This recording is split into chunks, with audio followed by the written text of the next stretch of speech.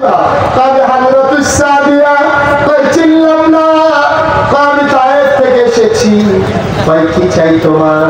কই শুনলাম আপনার ঘরে নাকি একটা বাচ্চা আছে, আপনি কি আমেনা না?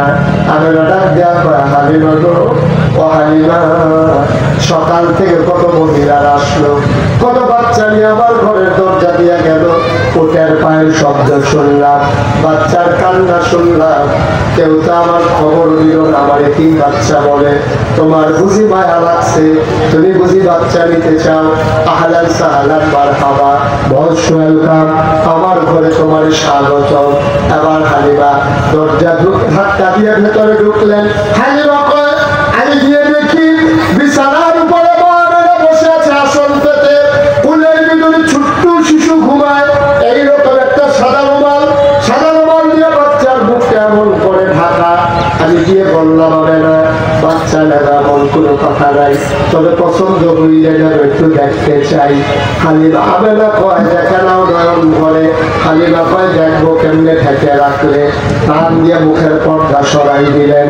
হালিমা চিৎকার করে কয় পৃথিবীর মানুষ সাক্ষী থাকো, খোদার কসম জীবনে আমি অনেক বাচ্চা দেখেছি, রোমান সরানোর পরে আমি যা দেখলাম কোন মানুষ এত সুন্দর হতে পারে আমার জানা ছিল না।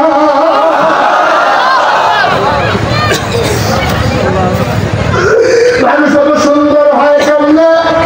কি সুন্দর তার চোখ, কি সুন্দর তার লোক, কি সুন্দর তার মুখ, কি সুন্দর তার ঠোঁট। আমি অবাক বিস্ময়ে তাকিয়ে আছি। কবি সাহিত্যিকেরা কয় হালিমা কথা বলতে সাবধানে বইল, তুমি বলতেছ এত সুন্দর মানুষ দেখে নাই, দেখবা কেমনে হালিমা? এর চাইতে সুন্দর করে আমার আল্লাহ কাউকে বানায় না।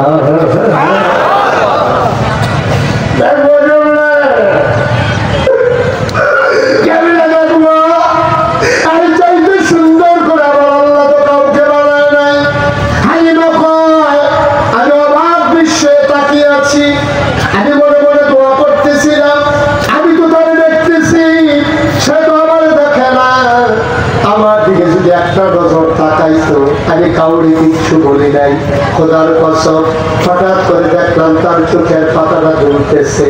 আমি চিন্তায় পড়ে গেলাম, আমার মনে হইল চোখের পাতা তো নয়, মনে হইল মৃদুমন্দ বাতাসে ফুটন্ত গোলাপের গোলাপি রঙের দুইটা পাপড়ি যেন দোল খাইতেছে। তার চোখটা আস্তে করে খুলে গেল, সে আবার আমার দিকে তাকাইল। আমি রাত থেকে তাকিয়ে আছি, চার চোখের মিলন হয়ে গেল। এবার সে আস্তে করে ঠোঁটের কোণে বাঁকা করে একটা মুচকি হাসি দিল। হাসির সাথে সাথে আমার মনে হইল আমি হালিমার কলিজাটা যেন ভাগ হয়ে গেছে।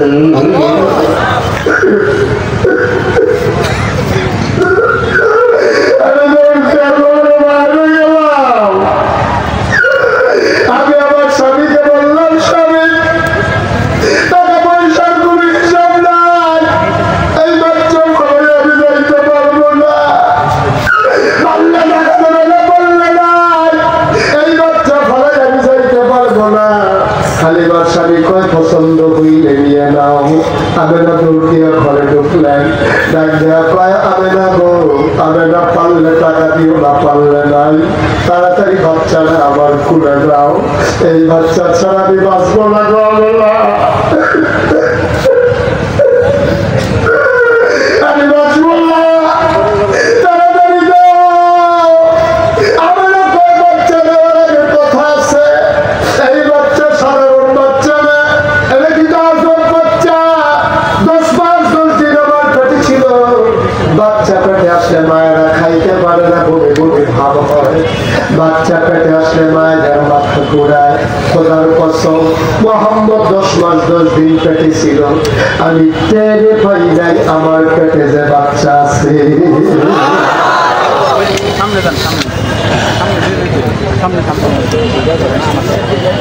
হালিমা, ও হালিমা, এটা যেমন তেমন বাচ্চা না। এই বাচ্চারা যখন দুনিয়াতে আসবে, একটা পিঁপড়া কামড় দিলে আমি টের পাই, একটা পিঁপড়া কামড় দিলে আমি আমেনা টের পাই। খোদার কসম বাচ্চারা যখন দুনিয়া আমি একটা পিঁপড়ার কাপড়ের মতো টের পাই না।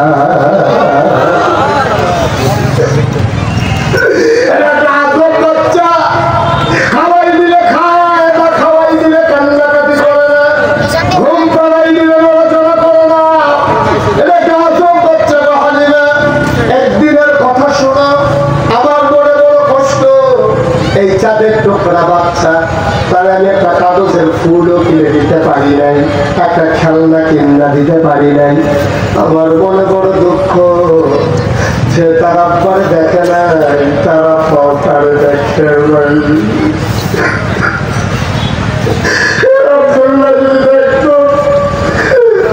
এই চাঁদের টুকরা ছেলে দেখলে কত খুশি হয়ে যেত।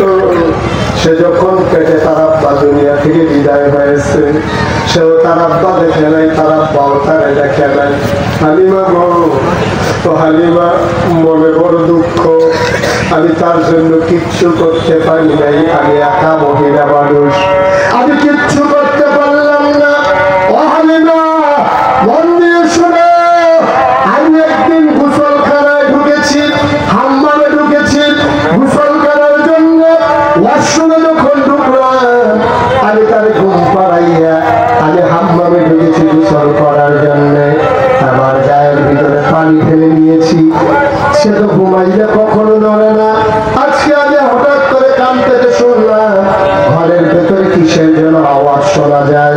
আমি জানালা খুলে উঠি বেড়ে দেখি আমার মোহাম্মদ হাত পা নাড়তেছে, খিলখিল করে হাসতেছে, আর উপরের দিকে হাত বাড়ায়, কি যেন সে ধরতে চায়। হঠাৎ করে তাকাইয়া দেখলাম আমি তারে খেলনা কিনা দিতে পারি নাই, আমার বাউরা তারে খেলনার বাকি রাখে নাই।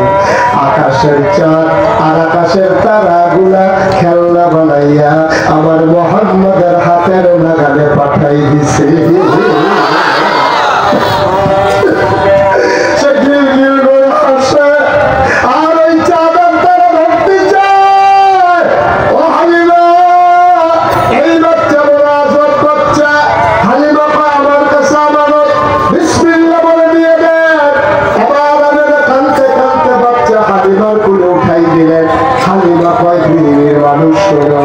আমার গাটা ছিল শুকনা, আমার বুকে কোনো দুধ ছিল না, বুকের ভিতরে দুধ ছিল না।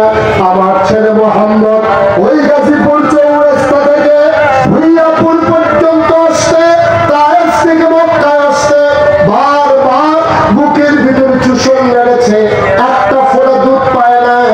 আমার বাচ্চারা একটা ফোঁটা দুধ পায় নাই। খোদার কসম, যেই মাত্র আমি মোহাম্মদকে বিসমিল্লাহ বলে খুলে নিলাম, আমি টের পাইলাম আমার শুকনা দুইটা বুক সাথে সাথে দুধে ভরপুর হয়ে গেছে।